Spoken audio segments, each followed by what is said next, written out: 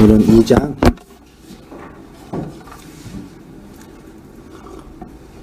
1절에서 2절까지만 하고요. 또 다음에 3절 이하 하도록 할게요. 내용 전개상 1절부터 우리 몇 절이죠?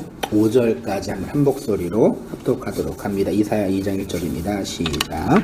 아모스의 아들 이사야가 받은 바 유다와 예루살렘에 관한 말씀이라. 말일에 여호와의 전의 산 이 모든 산 꼭대기에 굳게 설 것이요 모든 작은 산 위에 뛰어나리니 만방이 그리로 모여들 것이라. 많은 백성이 가며 이르기를 보라 우리가 여호와의 산에 오르며 야곱의 하나님의 전에 이르자 그가 그의 길을 우리에게 가르칠 것이라. 우리가 그 길로 행하리라. 이는 율법이 시온에서부터 나올 것이요 여호와의 말씀이 예루살렘에부터 나올 것이니라. 그가 열방 사이에 판단하시며 많은 백성을 판결하시니 우리가 그들의 칼을 쳐서 보습을 만들고 그들의 창을 쳐서 낫을 만들 것이며 이 나라와 저 나라가 다시 칼을 들고 서로 치지 아니하며 다시는 전쟁을 연습하지 아니하리라. 야곱 족속아 오라 우리가 여호와의 빛에 행하자. 아멘. 이사야 8번째 시간으로요. 오늘 제목을 성도의 묵시적 경험, 광야에서 경험하는 말일의 시간이라는 제목으로요. 본문을 근거로 한번 같이 은혜를 나눌게요. 이사야 1장은 유다를 향한 하나님의 심판의 선언을 총론으로 기록한 내용이라고 말씀을 나누었지요. 율법과 제사 제도의 진리를 알지 못하는 그들의 패역한 마음, 불순종의 마음을 이제 그 선지자가 탄핵하고 있습니다. 근데 여러분도 읽어보셨겠지만 2장부터는 분위기가 사뭇 다르게 전환돼요. 1장에서 받은 말씀, 이상 속에서 한 말씀을 쭉 하고 나서 1장 대충 분위기는 아시잖아요. 2장에서는 잠깐 나눴던 것처럼 심판이라기보다는 그 회복과 구원의 이야기를 이제 그 예언적으로 말하고 있으면서 그 하나님의 은혜로운 약속들의 그 성취를 이제 묵시적 언어로 표현하고 있는 듯 합니다. 이사야는 현재의 수치스러운 모습을 미래의 영광스러운 모습에 대조시키므로 현재의 수치를 더 강하게 드러내는 듯 해요. 그래서 5절까지는 미래의 영광의 어떤 묵시적 표현이라고 한다면 그 다음 6절 이하부터는 또 이제 이스라엘의 죄, 현재의 죄에 대한 그 수치의 모습을 표현하고 있지요. 그래서 6절부터 21절까지는 시온의 수치스러운 현재의 모습을 대조적으로 기록하고 있습니다. 그래서 묵시문학을 보면요, 이 선지자들이 막 환상 속에서 좋은 얘기하고 그 어떤 이 영광스러운 걸 막 표현하다가 또 어느 때는 갑자기 또 의기소침해지고 죄를 비판하면서 공격하기도 하고 그런 모습이 왔다 갔다 그래요. 그러니까 시간적으로 볼 필요 없이 묵시적 내용을 이제 표현하는 언어다 이렇게 이해하시면 됩니다.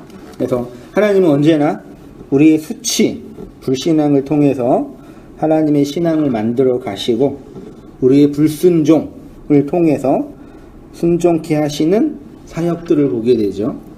옛사람의 죽음을 통해서 새 사람을 살려내시는 거죠. 그런 것 같아요. 하나님의 말씀, 그리스도의 진리가 떨어지면 내가 하나님의 말씀을 잘 지킬 수 있는 자다. 하나님이 능력을 주셔서 이 일을 이룰 수 있다라는 자로 만들어내는 것이 아니라 내가 순종할 수 없는 자구나. 내 안에 이런 죄와 악이 가득했구나. 그래서 하나님의 은혜가 아니고서는 한순간도 살아갈 수 없는 존재이구나를 하나님의 그 말씀, 믿음들을 통해서 확인해 가는 것 같아요. 아무튼 선지자들의 문학의 형태를 묵시문학이라고 흔히 표현을 하는데, 묵시문학의 핵심은 시간과 공간에 의한 역사적 기술이 아니라 시공간을 뭐 한다고요? 네, 초월한. 그러니까 이거를 상관없다가 아니라 왔다 갔다 그런다 얘기예요. 그러니까 선지자의 마음속에는 역사적 시간적 의미가 아니라 내용이 중요하다는 얘기죠. 의미라고 표현하는 거죠. 그래서 의미는 비유와 상징이라는 형식에 담겨져 있기 때문에 비유와 상징이 깨트려질 때 선지자가 전하고 싶은 의미가 전달되는 것이죠. 그래서 이사야 전체 66장 쭉 읽다 보면은 여러 가지 얘기가 반복이 되고 또 이제 역사 얘기도 한 것처럼 보이는데 거의 주된 내용이 남은 자 사상 혹은 율법과 제사 제도에 대한 책망 1장에 주로 나와 있었죠. 또 특히 이제 지도자들, 방백들, 리더들에 대한 책망, 그 다음에 또 시온의 영광스러운 어떤 미래적 영광, 바벨론에서의 기환, 특히 이제 어떤 얘기가 되게 나와 있냐면 메시아, 주님의 종 예수님에 대한 예언, 앞으로 메시아가 올 거라 대한 그 미래적 전망, 여호와의 날, 이런 이제 굵직한 신학적 담론들이 담겨져 있고요. 이런 것들을 또 찬찬히 본문을 근거로 하나하나 말씀하면서 우리의 신앙과 한번 연결해 냈으면 좋겠어요. 오늘은 이사야도 묵시적 경험 속에서 현재의 수치가 미래의 영광을 선포하고 있는데 2장 1절은 한글 성경은 이렇게 시작하고 있죠. 아모스의 아들 이사야가 뭐 한 거요? 받은 바 유다와 예루살렘에 관한 뭐라고요? 말씀이래요. 히브리어 성경을 보면은 제일 먼저 나와 있는 게 뭐냐면 말씀이다 이렇게 돼 있어요. 다바르 이렇게 나와 있어요. 무슨 말씀이냐? 유다와 예루살렘에 어떤 이사야가 받은. 그래서 물론 모든 그 책이 그렇지만 제일 먼저 나와 있는 단어가 제일 중요하겠죠. 그러니까 말씀이라는 단어가 제일 먼저 나와 있는데 이 말씀이 그냥 말씀이 아니라 하다바르 그 말씀이에요. 말씀이라는 단어가 다바르이고 이사야가 뭐 했다 그래요? 받았다 그랬죠. 받았다가 하자라는 단어인데 한 5주 전인가 6주 전인가 하존 단어 공부했었죠. 그 이상이라 그랬죠. 그 이상 하존의 동사형이 하자예요. 그러니까 이상은 보는 거죠. 그래서 하자는 보다예요. 기본적인 뜻이. 근데 보는 거는 깨닫는 거죠. 그리고 보여지는 거죠. 보여진 거, 보는 거. 이 단어가 이제 하자예요. 그래서 아모스의 아들 선지자가 선지자에게 보여진 혹은 선지자에게 드러난, 좀 확장하면 계시된, 밝혀진 이렇게 번역할 수가 있겠어요. 아무튼 하자는 그거고 이상은 그때 얘기했었고요. 요 다바르라는 말씀을 사전을 찾아보니까 히브리어 다바르가 있죠. 1697번이라 그러는데 여기 기본적인 뜻이 말은 언어죠. 그렇죠? 근데 이것뿐만 아니라 뭐가 있냐면 사건, 발생되는 일, 역사 이런 뜻이 있어요. 그러니까 그 다바르라는 단어는 단순히 말 혹은 말하다라는 의미이지만 요 말은 또 어떤 의미가 된다고요? 네, 사건, 뭐가 발생되는 것이에요. 그러니까 이런 것 같아요. 히브리인들에게 있어서 말은 단지 언어적 그 소통 혹은 정보의 전달뿐만 아니라 뭐라고요? 어떤 사건이 발생되는 거예요. 그러니까 우리는 그냥 말하면 정보만 전달하죠. 근데 하나님이 말하면 어떻게 돼요? 그 말이 이루어지죠. 일이 발생되죠. 사건이 이루어지죠. 그 역사가 되는 거예요. 그러니까 우리가 경험하는 우리의 역사는 하나님의 말의 사건이에요. 그 하나님의 역사는 하나님의 말이 이루어진 거죠. 그래서 하나님의 말씀은 이 페이지입니다. 하나님의 사건이고 하나님에 의해서 발생된 일이며 역사다라고 정의할 수 있겠죠. 그러니까 하나님이 말씀하시면 그 말씀이 이루어지죠. 맞잖아요. 그래서 하나님의 말씀이 하나님의 사건이죠. 역사 속에서 하나님이 이 땅에 이루신 하나님의 가장 큰 사건, 하나님의 가장 중요한 사역을 흔히 뭐라 그래요? 그치, 이 땅에 하나님이 인간으로 오신 그 사건이잖아요. 그 사건을 흔히 교리적으로 그냥 성육신이라고 우리가 다 맞는 얘기는 그냥 표현해요, 언어로. 그 하나님의 가장 중요한 사건, 핵심. 그래서 역사의 핵심, 역사의 가장 그 중요한 사건은 어디를 통해 드러난다고요? 성육신을 통해서요. 그리스도의 십자가를 통해서요. 그래서 역사는 십자가로 해석되어지는 거거든요. 이 성육신을 통해 교회를 구원하시는 역사를 구원사 혹은 구속사라고 표현하고요. 이 구속사는 하나님이 말씀을 통해서 교회를 구원하시는 사건이다. 선지자들의 묵시적 경험은 환상 속에서 하나님의 사건, 말씀하시는 그 사건을 본 것이고 그 사건은 역사 안에서 우리 안에서 실제로 뭐 하는 거예요? 이루어지고 있는 일. 완성된 일이지만 우리의 역사 안에서 이루어지고 있는 일들에 대한 하존적 경험이죠.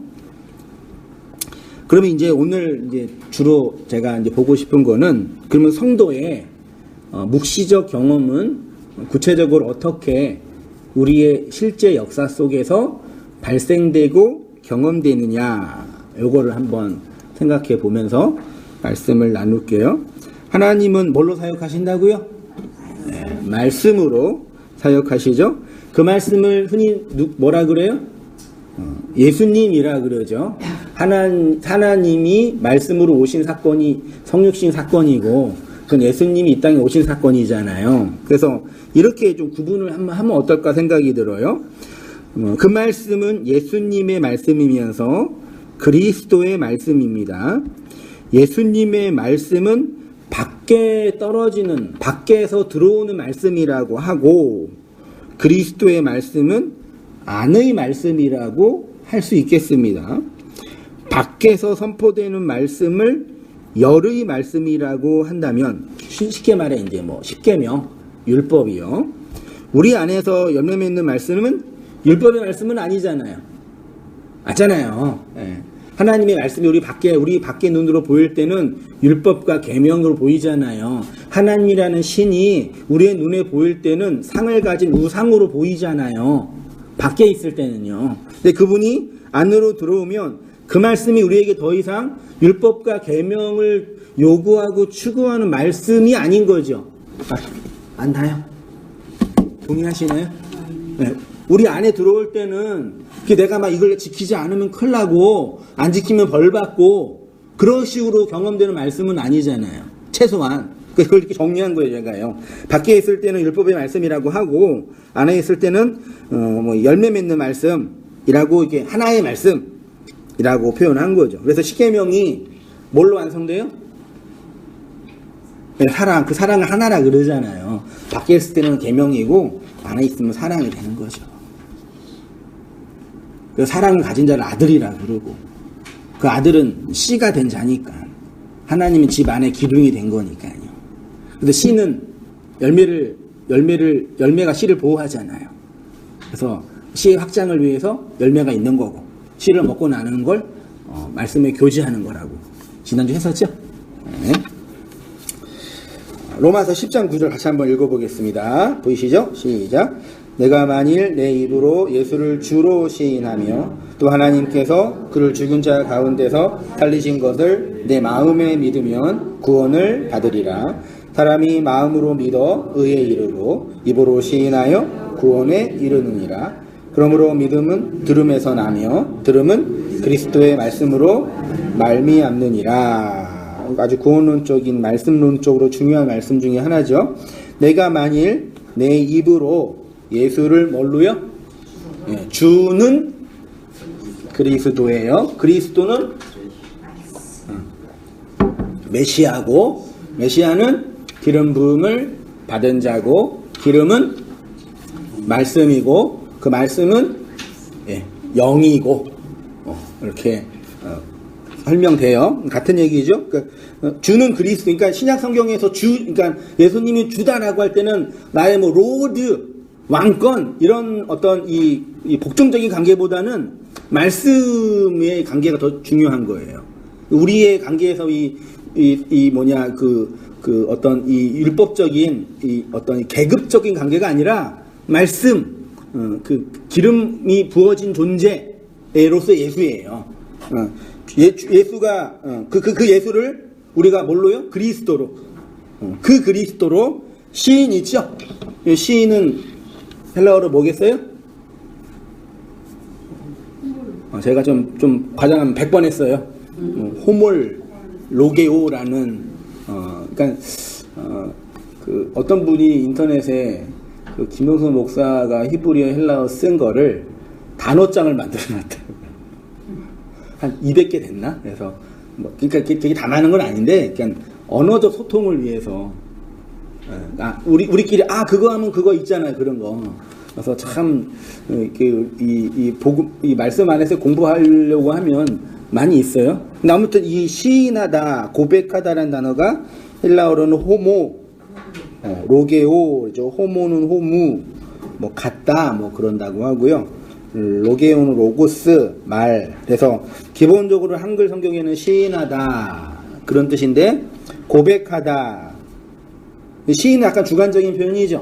근데 선포하다, 선언하다, 칭찬하다, 자랑하다.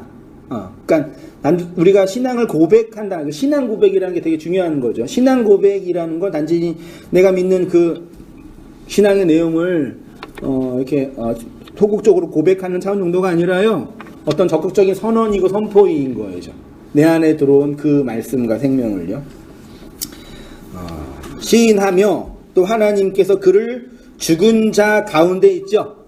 또 가운데를 제가 각주 넣어드렸죠. 에크라는 전치사예요. 그러니까 이건 완전히 오역이죠.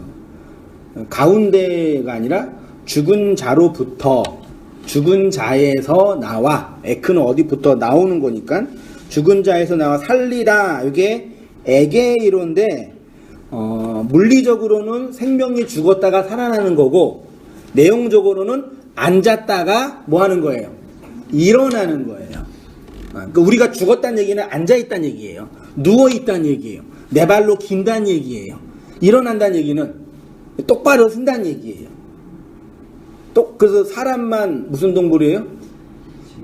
직립이죠. 그래서 디스크는 누구에게만 있어요? 그러니까 사람이 허리가 아픈 이유가 뭐냐면 직립하기 때문에 모든 힘이 척추에 다 있어요. 다 이렇게요. 내 발로 기는 짐승과 여러 가지 기어다니는 짐승은 척추가 디스크가 있을 수가 없는 거예요. 똑바로 서야 되기 때문에. 근데 에게이로는 이렇게 앉아있다, 누워있다, 이렇게 아래에 있다가 똑바로 서는 거예요. 단지 이게 어떤 물리적 죽음이 아니라요. 살리신 것을 내 마음에 믿으면 구원을 받으리라 그랬죠. 10절. 사람이 마음으로 믿어 의에 뭐하고요? 의에 이르고죠. 여기 에이스예요. 의에 향하고 의를 향하고 비슷하기도 하네요. 입으로 시인하여 구원, 소테리아, 구원의 구원으로 향한다. 의에 향한다. 에이스예요. 동작과 진행을 의미하는 전치사예요. 17절. 그러므로 중간에 빼먹었습니다. 믿음은 어디서 난다고요? 이 들음이 아코에라는 명사인데 들림. 예수님이 그렇게 했죠. 뭐 하는 자가 들어라? 귀 있는 자가 들어라 그랬잖아요. 그게 들림이 된 자 이렇게 표현할까요? 귀 없는 사람이 어디 있어요? 귀 없는 사람 다 귀 있잖아요. 들을 귀, 들림에서 들리는 것에서 뭐 나며 있죠. 나오가 에크예요. 그러니까 믿음이라는 거, 피스티스라는 건 들려짐에서부터 나오는 거예요. 그리고 이 들려짐은 뭐라고 정의해요? 11, 17절 중요해요. 믿음은 어디서 난다고요? 들음에서, 들려진 것에서 나오는 거예요. 그럼 들려짐은 뭐예요? 바울이 썼잖아요. 들려짐은, 들음은 뭐라고요? 그리스도의 말씀, 그리스도의 레마, 그리스도로 흘려짐, 그리스도로 나오는 것이에요. 그래서 말은 내 안에 있는 걸 얘기하는 거죠. 내 안에 있는 걸 얘기하면 무슨 말이 돼요? 그걸 거짓말이라고 표현해요. 우리는 다 뭐 하며 살아요? 거짓말하며 살잖아요. 그래서 거짓말, 그래서 그 율법에 사랑하는 자는 거짓말하지 않는 자라고 하잖아요. 요한 1서에 가면 얘기하잖아요. 사랑은 하는 자는 뭐 하지 않는다고요? 거짓말하지 않아요. 거짓말하지 않는 자가 그리스도의 말씀으로 흘려간다. 그리스도로 흘린다. 이렇게 표현할 수가 있는 거예요. 표현상으로는. 그리스도의 레마로 말미암는다. 요거는 또 그 전치사가 뭐냐면 디아예요. 이렇게 전체를 아우르는 거, 통한 거, 수단과 과정뿐만 아니라 전체. 그러니까 믿음이라는 거, 의를 향하는 거, 구원에 향하는 거는 그리스도로 된 레마, 그리스도의 말씀으로 되는 거다.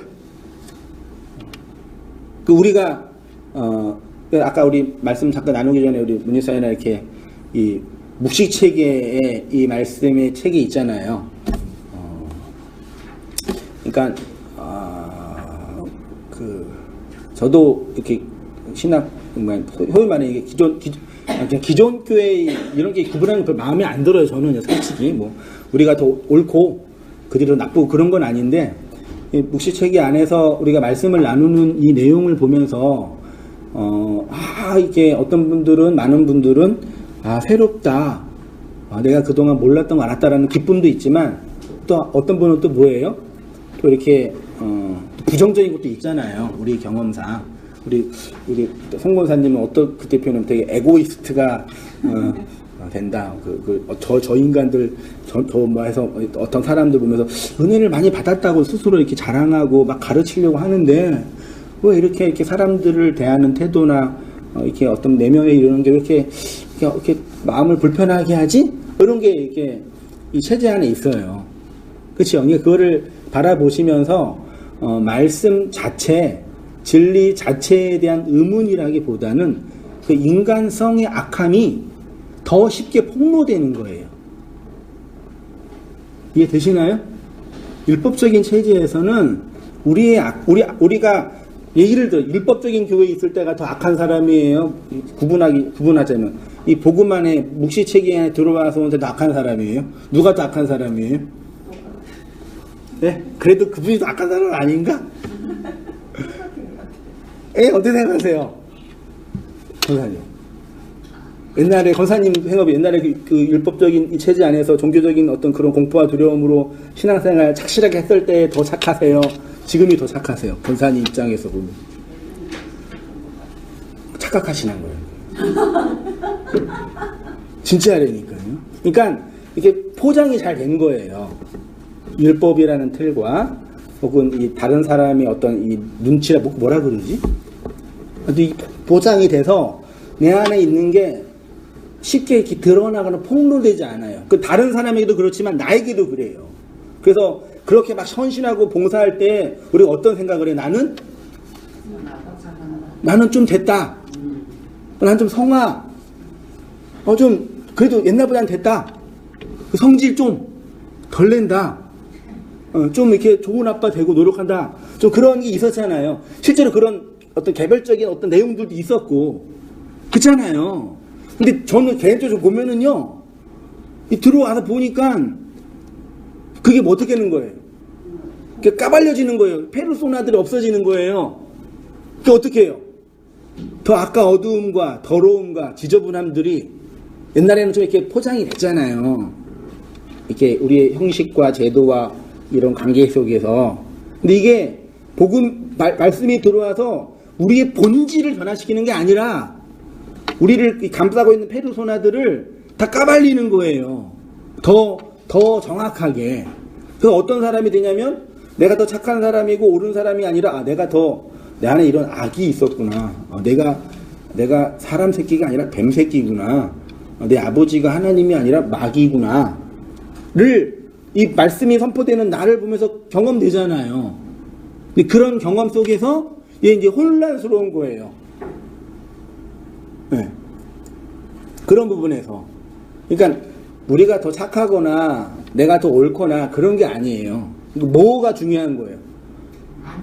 네. 그리스도의 그 능력, 그리스도의 그 은혜.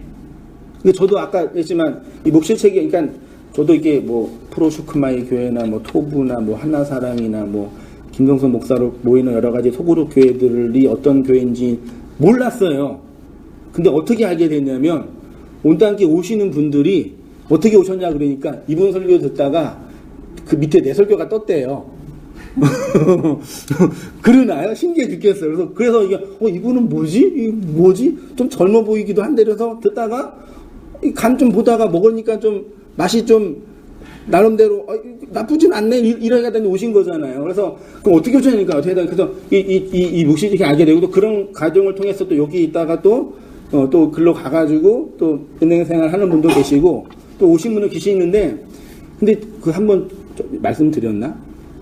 몇 주 전인가 모르는 건 전화가 왔는데 그 얘기를 하시다가 아니 한성인 목사님은 어떤 목사가 그러는데 부활도 없고 재림도 없고 뭐 그런 얘기 한다고 그러는데 정말 그러시냐 그래서 누가 그러는데 그러니까 그 프로셔커마의 정성필 목사라는 그분이 그렇게 얘기한다고 그분은 나도 모르면서 나한테 이렇게 얘기하냐고.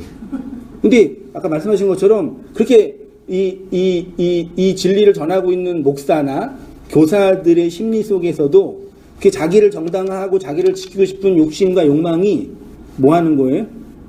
있는 거예요. 그리고 이게 전혀 다른 게 아니에요. 그래서 왜 그러지? 저는 맨 처음에 너무 외로웠거든요.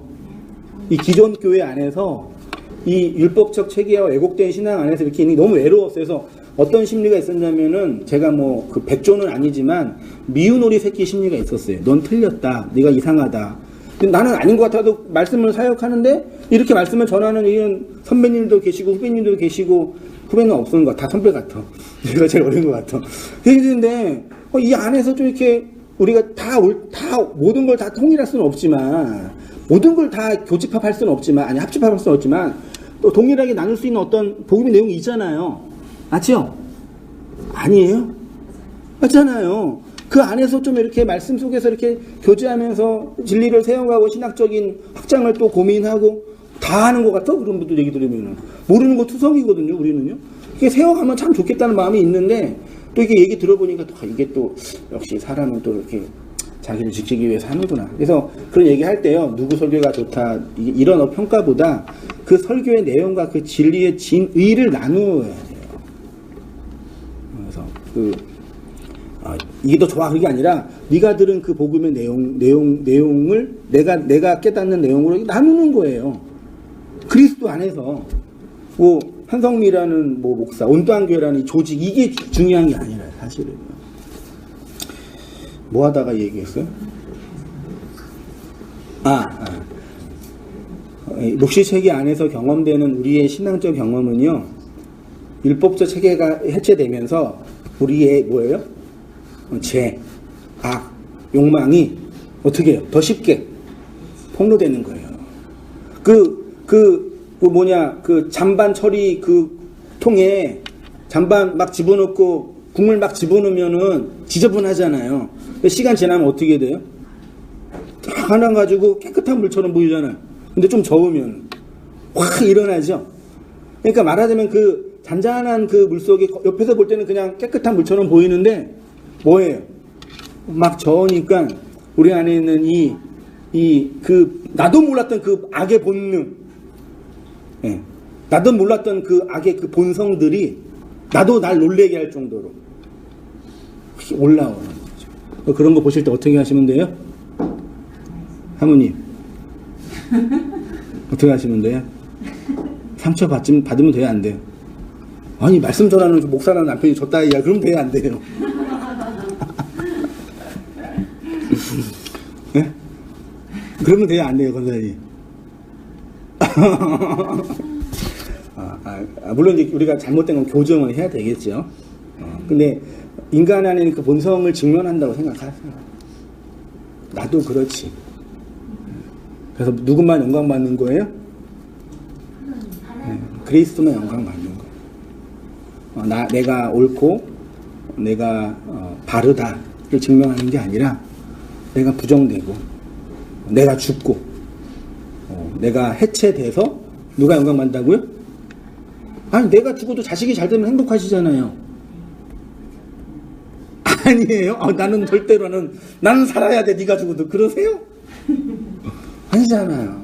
내 안에 있는 그리스도는 그 생명이 나의 부정과 불법을 통해서 생명으로 살아난다고 하시는데, 쓰레기 더미에 피어나는 장미는 나예요, 예수예요, 그리스도예요? 나는 뭐예요? 맞나요? 근데 왜 장미가 되고 싶으신 거예요, 자꾸? 우리는 언제나 그런 애니까요. 그래서 그런 부분에서 하나하나 배워 가시면서 나와 세상을 이렇게 보면서 이렇게 해석해 내시면 좋겠어요.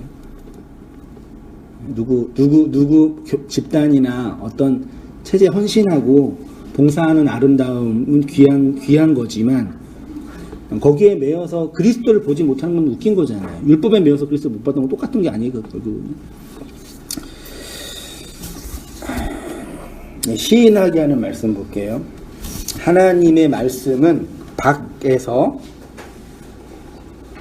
안으로 들어와 생명이라는 양식, 안식의 열매를 맺고 아들로 만들어서 생명의 확장을 위하여 밖으로 뭐 한다고요? 흘러갑니다. 그래서 시인해야지 구원받는다고 표현해요. 예수님은 심지어 열매 내놔 그러는 거예요. 무슨 열매 내놓으셔요? 쓰레기 더미 포장과 열매 내시는 거예요? 무슨 열매 내시는 거예요?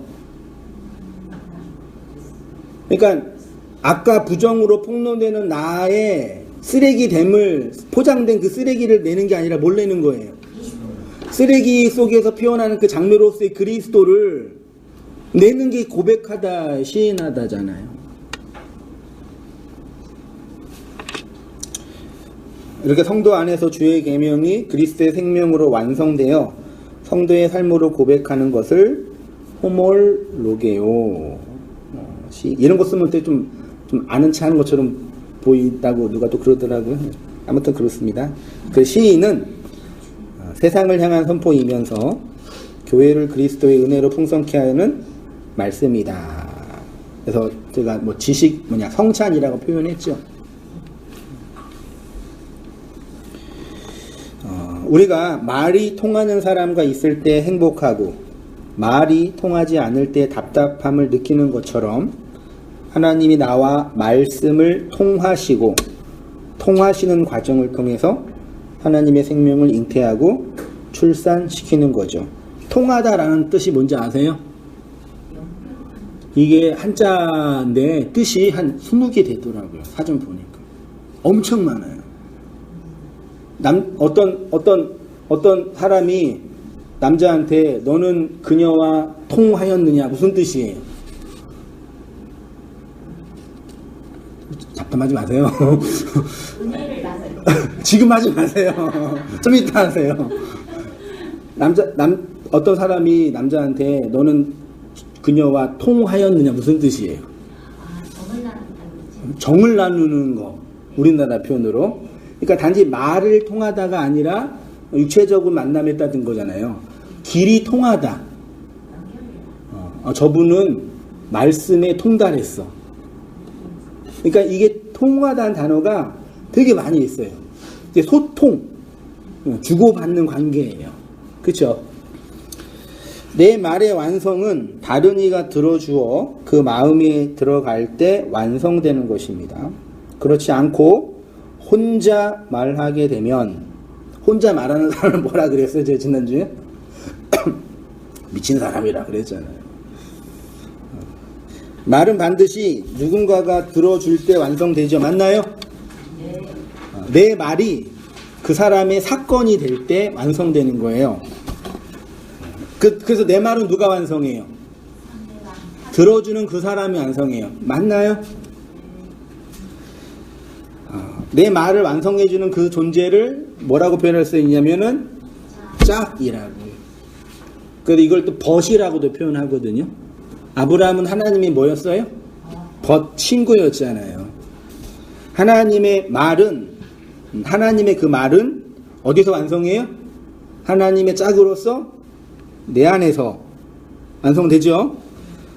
이것이 하나됨, 연합, 그리스도와 성도의 연합. 짝은 하나죠. 독립되어 있는 개별체이지만 하나네요. 하나님과 그리스도와 우리는 독립되어 있는 개별체죠. 구분되죠. 그렇지만 그게 하나죠. 하나가 하나로 죽어가는 거죠. 연합되는 거고. 그게 생명인 거고요. 하나님의 말씀이 내 안에 들어와 호몰로게오로 완성되어 그리스도를 증명하고 증언하는 거죠. 그러니까 우리 교회의 입장에서 되게 영광스럽고 감사하기도 하지만 어마무시하게 부담스럽고 힘든 이유가 뭐예요? 하나님이 우리를 어떻게 보신다는 얘기예요?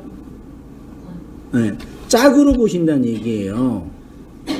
그러면 그 얘기는 단지 복 주고 인생 속에서 잘 되게 해준다는 얘기가 아니라 하나님의 그 초월의 그 구원, 하나님의 그 묵시적 완성의 그 하나님의 그 무엇이 피조물인 우리 안에 뭐해지는 거예요? 담겨지는 거예요. 네? 그는 단순히 내가 구원받았다, 내가 즐겁다 정도가 아니라 내용적으로 볼 때는 어마어마한 긍정적이든 부정적이든 피조물의 입장에서는 감당할 수 없는 일이에요. 긍정적으로도 그렇지만 부정적으로요. 우리 집사람이 가끔 저한테 이렇게 당신은 목회하고 말씀하는 게 좋아? 그러면 제가 뭐라 그래요? 뭐라 그럴 것 같아요? 집사님? 아, 좋지. 설교만 재밌는데. 그래요, 제가? 저분은 이렇게 좋을 때도 있죠. 이렇게 말씀을 함께 나누고, 이렇게 즐겁죠. 그게 왜 안 즐거워요? 근데 또 어느 때는, 이거 또 언제까지 이 짓을 또 해야 될까, 내가. 이거 언제까지 내가, 이 설교도 못하는 인생이 언제까지 이러고 내가 살아야 되나. 그 비유는, 하나님의 말씀의 씨가, 네. 우리 속에 들어왔을 때 그 감당이 힘들잖아요. 네. 그거는 이제 비유로 여자가 남자를 만났을 때 네. 하나가 돼가지고 그 남자의 씨가 내 속에 들어오면 내가 여자의 그 천연 모습이 없어지잖아요. 네.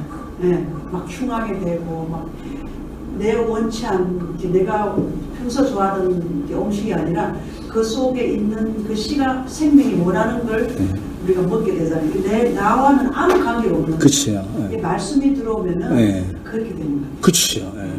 그 비유가 그런 부분이 있어요. 그래서 이게 내가 하고 싶어서 할 수 있는 일도 아니고 한다고 의지를 가져서 할 수 있는 일도 아니에요. 제가 제 말씀 좀 들어주세요. 그러면 들으실 거예요? 네? 그러실 거 안 그러실 거예요? 그럼 그런 영역이 아니라니까요. 이제 그만 들어서 이제 가세요. 그러면 안 들으실 거예요? 그런 분도 계시겠죠. 기분 나빠서. 그런 게 아니라고요.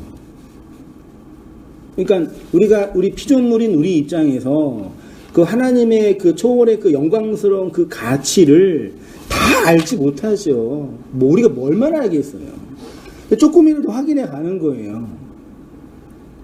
그게 피조물의 영광이라니까요. 그게 하나님 나라고 천국이고. 근데 그런 인생에 조금 알았다고 넌 틀렸네, 너는 옳네. 얼마나 유치해요. 제가 그랬어요.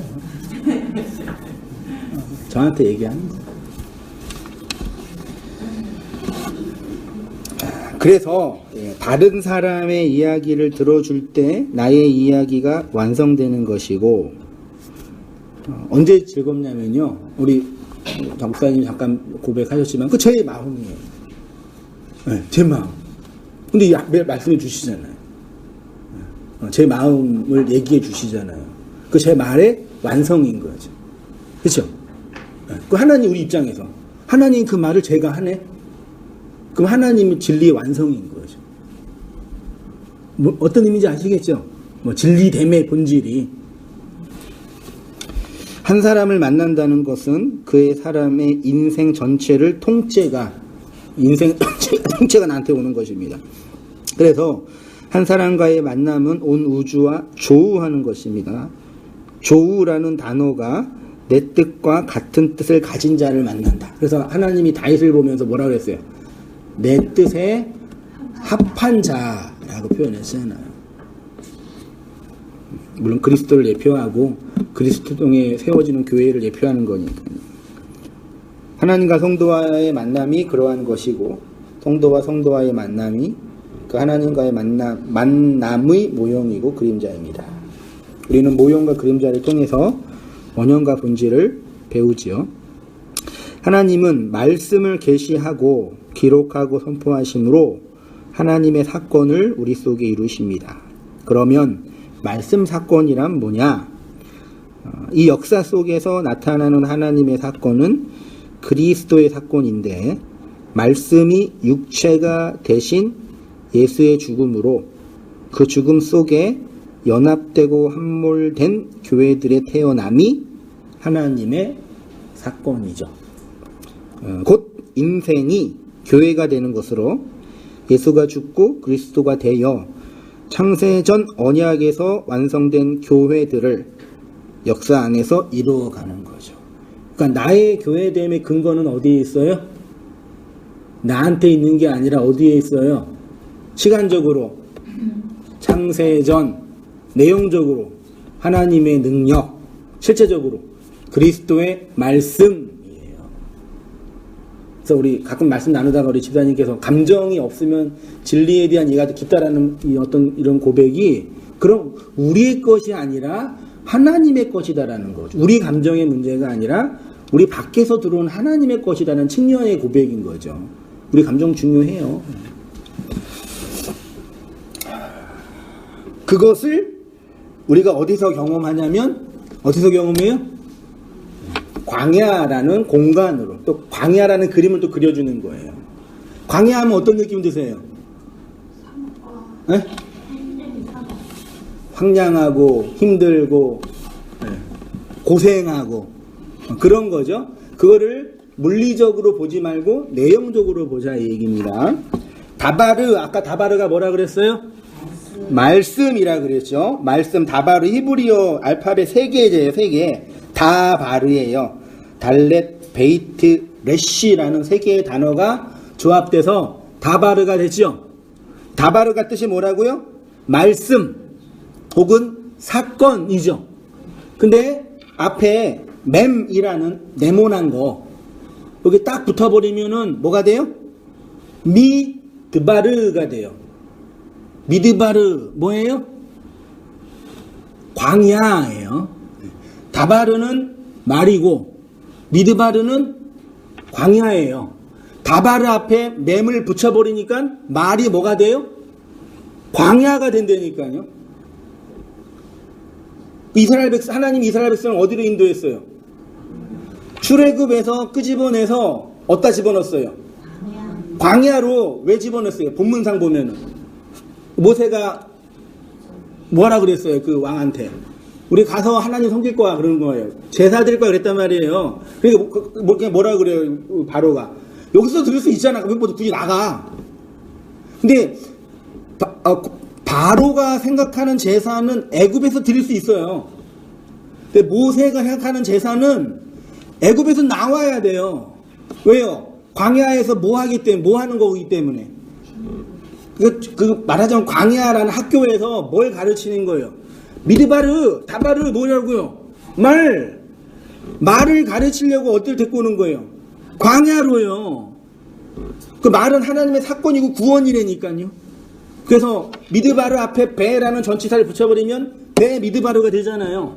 그게 뭐예요? 민수기예요, 민수기. 놀라운 거예요, 이게. 히브리어 좀만 공부하면 미쳐버려요, 사람이. 그래서요. 진짜라니까요. 막 잠자다가 막 어려가 왔다 갔다 그래요. 우리 고등학교 때 당구 치면은 막 천장에 막 당구 다이로 보이는 것처럼 히브리어 공부하면은 막 왔다 갔다 하면 이렇게 왔다 그래요. 너무 심하면 이상하게 되더라고요.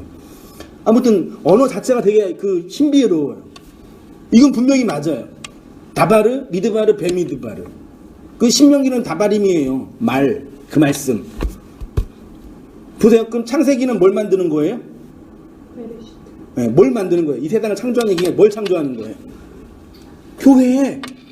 혼돈 공허함인 존재를 하나님의 루아를 집어넣어서 뭘 만드는 거예요? 교회를 만들었죠. 만든 자를 설명하는 거예요. 어떻게? 출애굽, 애굽에서 그 집어내서 창조 하나님의 교회는 뭐냐? 애굽에 있던 너희를 출애굽 시켜서 어디다 집어넣어요? 광야로 집어넣어서 그 뭐예요? 생고생 시키는 게 아니라 뭐 하는 거라고요? 하나님 그 말씀을 가르쳐서 언약이 되게 하는 거예요. 그래서 사실 성경은 창출, 레민, 신 요걸로 끝낼 수 있어요. 충분히. 요것만 복음적으로 그리스도로 좀 해석해 버리면 그 나머지 뒤에 거는 요걸 설명하는 그 기제예요. 사실은요. 다 반복되잖아요. 예레미야나 신명 여기 이사야 보면 다 반복돼요. 계속 한 얘기 또 하고 똑같은 주제 얘기하고 앞에 걸 설명하기 위해서.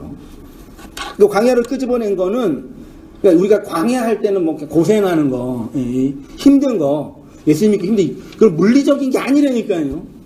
그거는 뭐 하나님 거대한 주권과 선택이 있지만 우리의 선택의 문제예요. 뭘 선택해내냐. 물론 그건 하나님 주권이겠지만 뭘 아냐. 그것도 뭐 중요합니다. 다바르라는 말씀이 하나님의 사건으로 선포되고 완성되는 곳을 광야라고 합니다. 이 광야는 다바르에 맴이 붙어서 미드바르가 되고, 맴이 장소를 의미하기도 하고 진리를 의미하기도 하니까 말씀이 떨어지는 그 장소를 뭐라 그런다고요? 광야예요. 그 하나님 우리를 어디다 인도해요? 출애굽 시켜서 어디다 넣어 집어넣어요? 광야로 집어넣는 거예요. 그래서 광야에서 신앙생활하는 자들을 광야 교회라고 스데반이 얘기한 거예요. 광야 교회 보이시죠? 교회가 헬라어로 뭐라고요? 요건 다 이 정도는 아시면 좋아요. 에크 떨어져 나오다, 레시아 부르다 소리예요. 불려서 나온 자들. 그거잖아요. 그 출애굽에서 불려서 나온 거잖아요. 교회에 나왔어요. 나왔으니까 뭐예요? 어디로 모여요? 광야로 모이는 거예요. 어떤 인간이 제가 인간이라 그럴게요. 교회는 흩어지는 게 맞는 거라고 그러더니 맞아요? 네? 황당해가지고 우리 말씀을 나누는 게 너무 좋은 거예요. 성도님들이 너무 이렇게 자기 안에 있는 이 호몰로기를 말하니까 너무 좋은 거예요. 그러면서 어떻게 얘기하냐면 이게 너무 좋아 산에 흩어질 것 같다고. 그분 가셨어요. 그거는 지가 싫으면 가면 되지.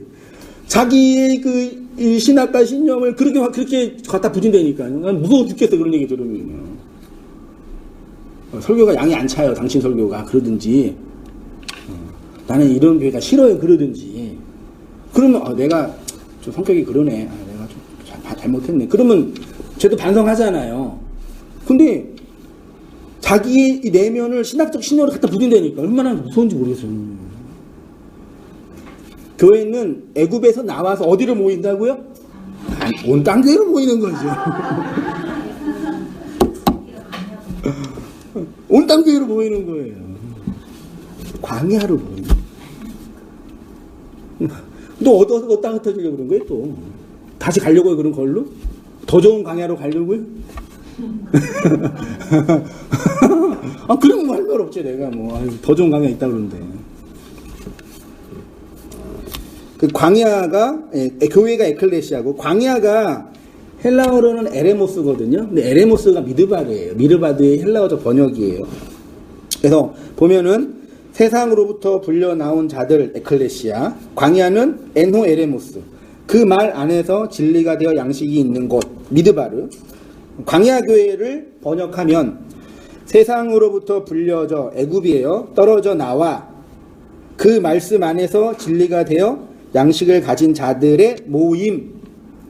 그게 광야 인생. 그러니까 모세의 광야교회는 신약의 교회를 예표하고 상징한, 신약교회 다 광야교회입니다. 다예요. 구속사의 전 과정에서 보면 광야교회가 신약교회이고 신약의 교회는 광야. 그러니까 교회가 간판 달고 이 교회라고 정하는 것도 필요하죠. 왜냐면 우리가 모이는데 저딴 교회로 가지 않고 온딴 교회로 왔잖아요. 그는 우리의 모임의 장으로 필요한 울타리예요. 간판. 그는 교회의 본질이에요, 아니에요? 이 세상에 온딴 교회가 있어요, 없어요? 홍권사님, 온딴 교회 있어, 없어요? 네? 온딴 교회라는 단어는 있지 실체는 있어요, 없어요? 없단 말이에요. 그러니까 목사들이 바보지. 그 교회에서 그 교회에서 인생 바치고 그러는 건 그리스도께 헌신하는 건 같이 있는 거지만, 그러니까 나중에 열심히 헌신하니까 나갈 때 뭐가 생각나는 거예요? 투자 금액이 생각나는 거예요. 시간도 생각나고. 그러니까 남한테 못 주는 거 누구한테 줘요? 자식한테 주는 거예요. 저는 그만두고 제 자식한테 줘도 괜찮죠? 비난 안 할 거 아니에요. 아우, 개척교회, 조그만 교회 목사가 힘들게 자식한테 줬다고. 전 칭찬할 거 아니에요. 아니, 욕하겠지? 어떻게 아빠가 돼가지고 고생길을. 안 그러겠어요? 얼마나 인간이 간사해, 그러니까요. 조그만 교회 물려줄 때는, 착하다 그러고, 큰 교회 물려줄 때는, 나쁘다 그러고.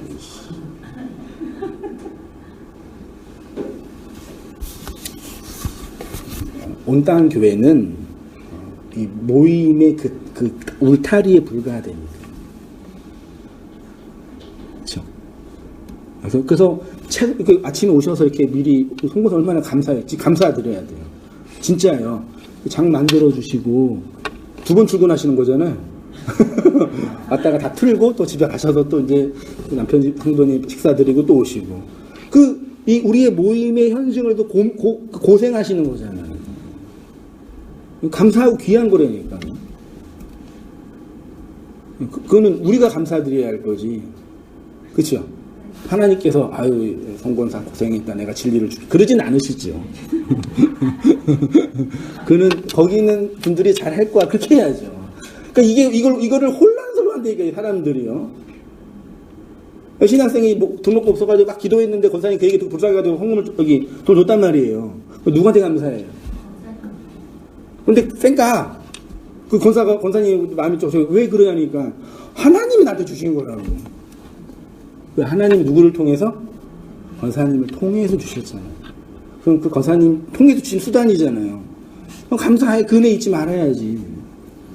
그 하나님과 그 관계 속에서 그 연결을 찾아야 되잖아요. 바보 멍충이지. 그러니까 종교 현상 중에요. 정신질환적 현상이 있어요. 그래서 마르크스인가 누군가 종교는 환영이다, 아편이다. 그랬던 게 이유가 있는 거예요. 자기 신념을 이렇게 그렇게 확신하는 거예요. 얼마나 무서운데요. 그걸 거짓말이라고도 표현하고요. 쉽게 말해 광야라는 곳은 단순히 먹을 양식과 마시는 물과 살 집이 없이 고생하는 곳이 아니라 교회를 살게 하는 진짜 하늘 양식, 젖을 먹고 마시는 받는 말씀 받는 그 현실을 상징하고 모형합니다. 이 광야는 공간적인 장소죠. 그렇죠? 근데 이 광야의 시간적인 장소를 뭐라고 표현할 수 있냐면 오늘 본문에 이사야가 뭐라 그랬어요? 언제 은혜 준다 그랬어요? 2절에 말일에 그랬죠. 그러니까 광야 미드바르는 공간적인 개념이고요. 말일은 시간적인 개념이에요. 둘 다 말씀이 떨어지는 현실인데 공간적으로 표현할 때는 광야라고 표현하고 시간적으로 표현할 때는 말일이라고 표현해요. 그러니까 같은 거예요. 우리는 시 공간 안에 살고 있거든요.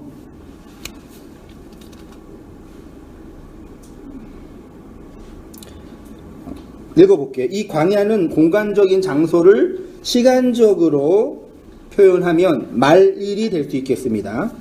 그러니까 성도의 묵시적 경험은 장소적으로 광야의 경험이고 시간적으로 무슨 경험이라고요?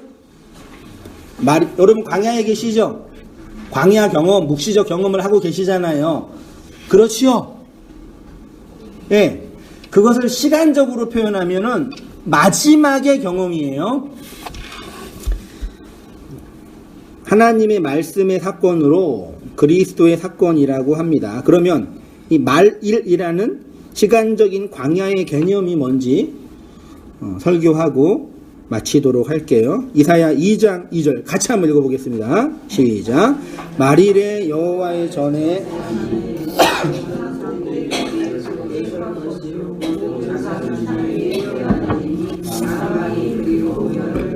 말일에 뭐 한다고요?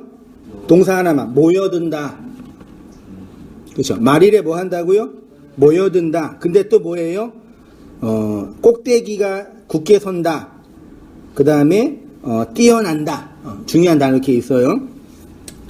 말일에 어떤 일이 일어나냐면 여호와의 전이 모든 산 꼭대기에 굳게 서고 모든 산 위에 뛰어나게 되어서 만방이 그리로 만방이 그리고 여호와의 전으로 뭐 한다고요? 모여든다. 여호와의 전은 바이트예요. 베이트 뭐예요? 집, 성전, 신약에서 하나님의 집, 교회, 여호와의 전의 산이, 그러니까 원래 이스라엘 백성, 이스라엘 예루살렘은 이스라엘 성전은 어디에 있었어요? 예루살렘 산 위에 있었죠. 성전은 산에 있었어요. 그래서 산 자체가 종교적으로 되게 영명한 곳이잖아요. 고대든 현대든 산이.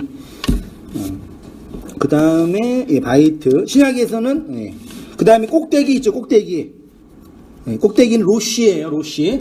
로시는 뭐예요? 머리에 베레시트 로시. 그리스도의 머리 대신 머리.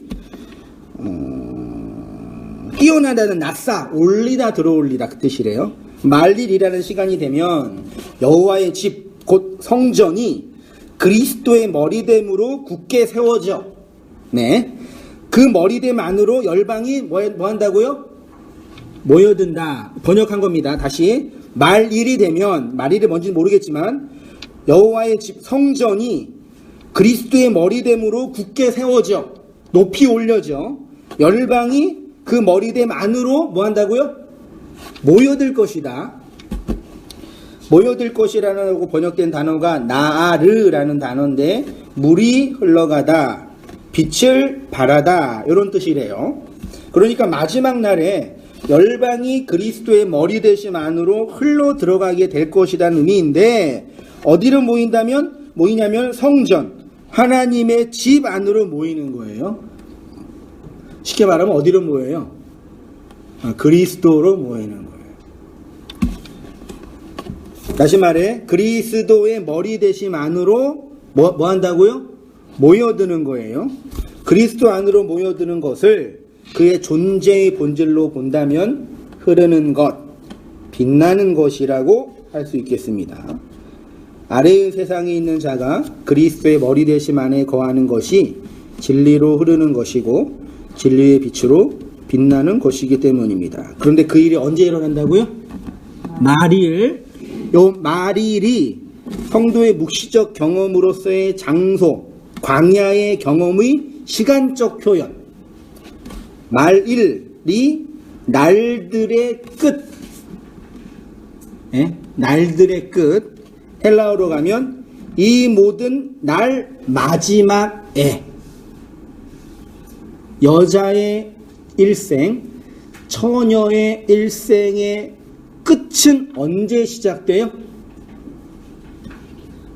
애기보다는 남편을 만날 때. 그래서 결혼하면 머리 올리죠? 올렸죠? 옛날 분들은요. 남편 있는 여자라는 뜻이겠죠? 마지막이죠. 그런 개념이에요. 그래서 하나님은 요백에 복을 주셨잖아요.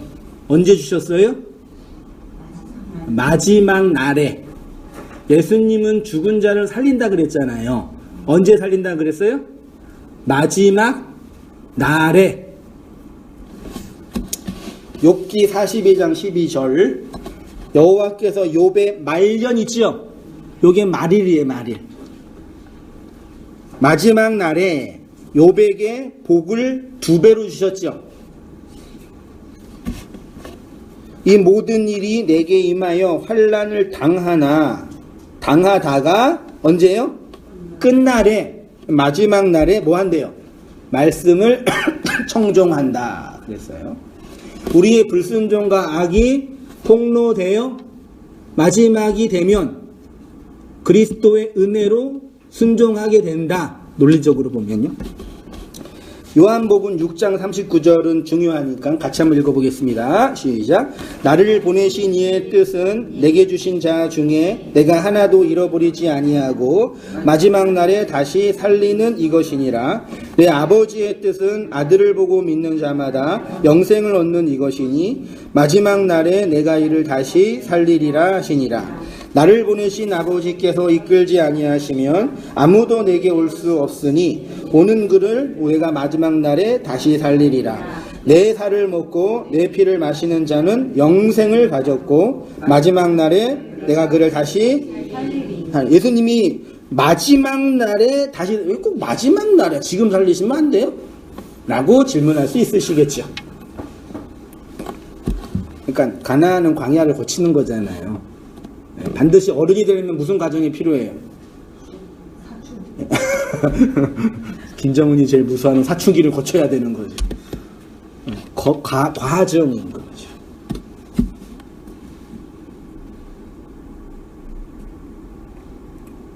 과정인 거죠. 예수님은 당신을 믿는 자들을 마지막 날에 다시 살리신다고 하십니다. 5페이지입니다. 마지막 날이 엔호 에스카토스 헤메라, 직역하면 그 마지막 날 안에서 완성된다. 성경이 말하는 마지막 날은 시간적인 끝이 아니라 존재론적인 완성. 예를 들어 고치가 죽어 나비가 될 때 고치의 마지막 날은 고치의 존재의 완성인 거죠. 뭘로요? 나비로. 성경이 말하는 마지막 날, 끝날은 율법에서 나와 진리로 새로운 전환을 하는 그 지점이라고 할 수 있겠습니다. 옛 구조가 무너져야 새롭게 전환되어야 새 구조가 될 수 있습니다. 우리의 무지가 드러나야 참된 지식이 흘러나오는 것이고, 순종할 수 없는 자라는 것을 불순종하는 삶을 통해서 알게 될 때 나를 순종케 하시는 그리스도의 능력을 경험하게 되죠. 그래서 순종하는 거죠. 그러니까 불순종이 뭔지 아는 거잖아요. 이것을 율법과 은혜, 옛 언약과 새 언약의 대조로 설명을 하면 율법의 마지막 하나가 우리 안에서 사랑으로 완성될 때 그날을 마지막 날, 완성의 날, 끝날, 종말이라고 표현하는 거죠. 그래서 뭐 여자가 남편을 만나면 처녀로서의 마지막 날, 존재가 뭐 업그레이드라 그러죠. 이게 완성되는 거죠. 밖에 있는 말씀이 율법과 계명으로 나의 죄, 나의 악, 나의 더러움을 증명하고 폭로했죠? 네. 그래서 내가 죽었잖아요. 그래서 그 계명이 사랑으로 주어진 거죠.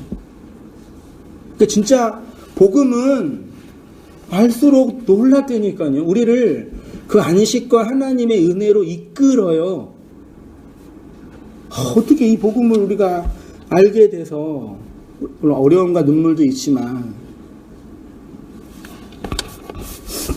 우리의 경험 속에서 말씀을 좀 듣고 은혜를 받으면 내가 무엇인가 된 것 같은 확신이 들 때도 있으시지요? 없으세요? 그리고 그리스도의 그 진리의 은혜 안에서 감사하고 감격하기도 하고 나보다 연약한 자들을 말씀으로 섬기고 돕기도 하지요. 진리가 되었고 아들이 되었기에 더 이상 진리를 배울 필요도 못 느끼고 하나님의 보살핌은 필요 없다고 생각할 때도 있지요. 그런데 우리는 또 실패하고 좌절하며 무너지고 우리의 죄와 악, 욕망하는 내가 뱀의 머리로 목이 곧은 자로 서 있는 것을 보게 되기도 합니다. 그래서 그리스도가 나를 마지막 날로 이끌어 가십니다. 아침과 저녁이라는 인생의 날을 통해서 오직 은혜로만 살아갈 수밖에 없음을 알게 되죠. 처녀로 혼자 살 때는 내 힘으로 살았는데 결혼하고 애 낳으면 누구 의지하는 거예요? 답이 그게 아닌데.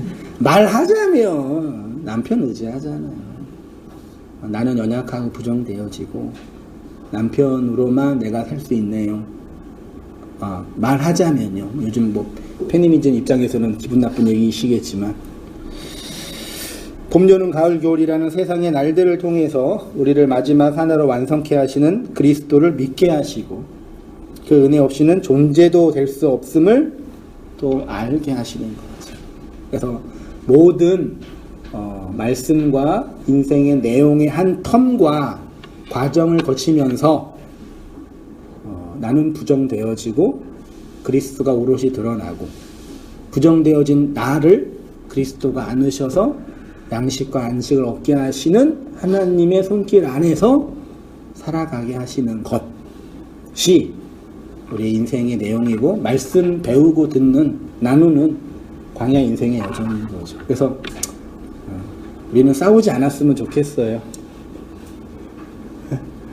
좀 이렇게 위로하고 좀 지지해주고 격려해 주셨으면 좋겠어요. 힘들잖아요. 그쵸, 권사님? 다 된 것처럼 안 것처럼 할 때도 있지만 모르는 거 투성이잖아요. 그 은혜로 살아가는 우리 모든 삶이 되기를 축원드립니다. 제가 기도할게요. 주님, 그렇습니다. 우리는 오직 주의 은혜로만 존재할 수 있는 자들인 것을 고백합니다. 주의 은혜 안에서 감사하고 감격하기도 하지만 욕망하는 내가 뱀의 머리로 목이 곧은 자로 떠 서 있음을 보게 됩니다. 그러한 인생을 광야로 이끄셔서 말씀을 주시고 양식을 주셔서 그리스도의 은혜로 살게 하셨사오니 부정과 불법과 악과 폐역이라는 우리의 내면의 쓰레기 더미에서 그리스도의 언약과 씨가 아름다운 장미꽃으로 피어나는 이 복음의 현실로 감사하며 감격하는 우리의 삶이 되도록 인도하여 주옵소서. 그 말씀으로 말미암아 내가 부정당하고 내가 깨트려지고 나의 악이 폭로당해서 도망가고 싶고 아파할 때도 있지만 그런 우리를 보듬어 안으시고 그리스도의 언약과 씨를 나게 하시는 하나님의 사역을 보면서 피조물이 그 하나님을 찬양하고 찬송하며 그 안식에 거하는 저희들의 삶이 다 되어지도록 인도하여 주시옵소서. 이제는 우리 주 예수 그리스도의 은혜와 하나님 아버지의 크신 사랑과 성령의 교통하심이 우리 모든 성도님들의 삶 속에 지금부터 영원까지 함께 있을지어다. 아멘. 네, 고맙습니다.